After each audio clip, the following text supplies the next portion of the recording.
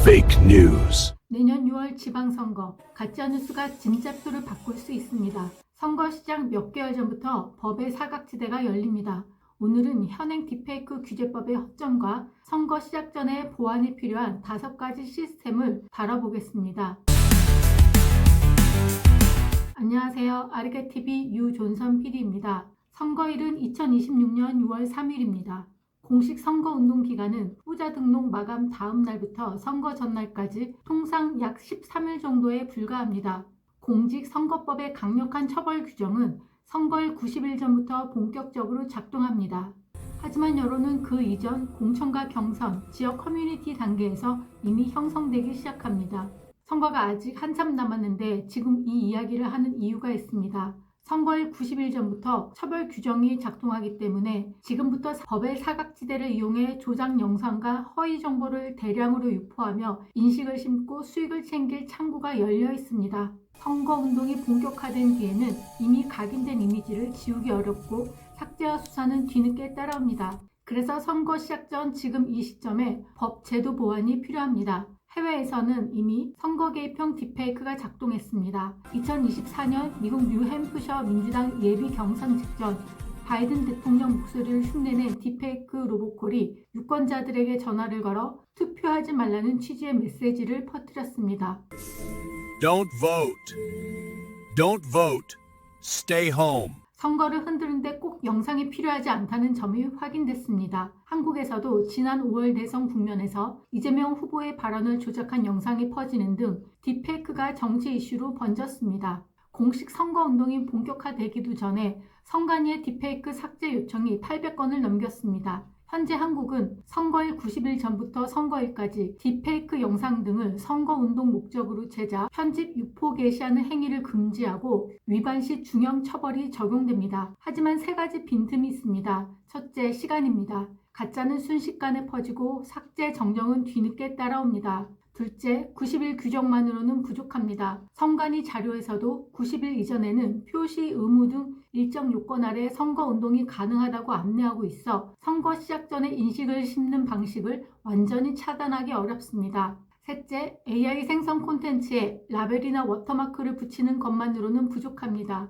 네이버, 카카오, SK 커뮤니케이션즈가 2024년 3월 선거 딥페이크 방지 공동선언을 했지만 자율협약 성격이라 강제성이 없고 표시를 안 해도 처벌 규정이 없습니다. 게다가 이런 워터마크 등의 표시는 쉽게 삭제할 수도 있습니다. C2PA 같은 출처 인증은 콘텐츠의 출처 편집 이력을 서명된 형태로 담아 검증하는 방식입니다. 다만 이 정보는 영상이 다른 플랫폼으로 옮겨가며 다시 저장되거나 변환, 재업로드되는 과정에서 그대로 보존되지 않을 수 있습니다. 국회에서는 추가 대책이 진행 중입니다. 민주당은 2025년 10월 허위 조작 정보 근절안을 공개했고 핵심 중 하나가 악의적 유포에 대한 손해액의 최대 5배까지 배상하도록 하는 내용입니다.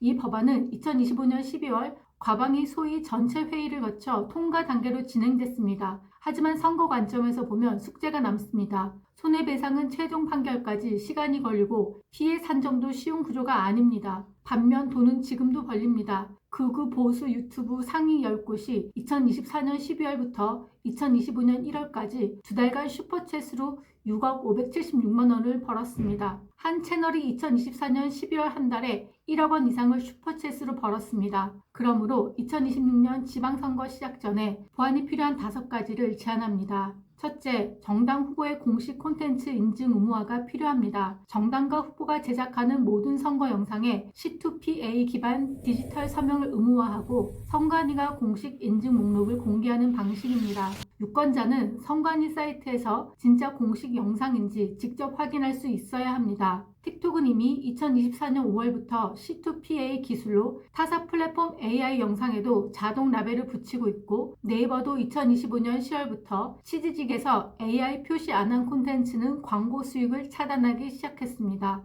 둘째, 네이버, 카카오 등 국내 플랫폼의 실시간 탐지, 긴급 차단, 실명 인증 의무화가 필요합니다. 선거 기간 중 정치 관련 영상을 올리는 계정은 실명 인증을 의무화하고 AI 기반 딥페이크 탐지 시스템을 가동하며 선관위 요청 시 24시간 내 차단을 법적 의무로 규정하는 방식입니다. 선거일 7일 전부터는 의심 영상을 선차단 후 복구 방식으로 운영하는 것이 필요합니다. 현재는 성범죄물에만 이 방식이 적용되고 선거 딥페이크와 가짜 뉴스에는 없습니다. 셋째, 유튜브, 페이스북, 인스타그램 등 해외 플랫폼 대응을 현실을 인정하고 접근해야 합니다. 현재 선관위는 한국전자기술연구원이 개발한 AI 딥페이크 탐지 시스템으로 자체 모니터링하고 있지만 해외 플랫폼과는 공식 협약이 없어 삭제 요청만 할 수 있습니다. 유튜브는 2023년 선거 관련 허위 정보 정책을 폐지했고 2025년에는 정책 위반 크리에이터에게 재기 기회를 주는 등 규제 완화 방향으로 가고 있습니다. 가짜뉴스는 선거만의 문제가 아닙니다. 정치인, 공직자, 연예인, 일반인까지 딥페이크와 허위 정보로 피해를 입고 있습니다. 현실적으로 한국 정부가 해외 플랫폼을 2026년 6월 선거 전까지 규제하기는 어렵습니다.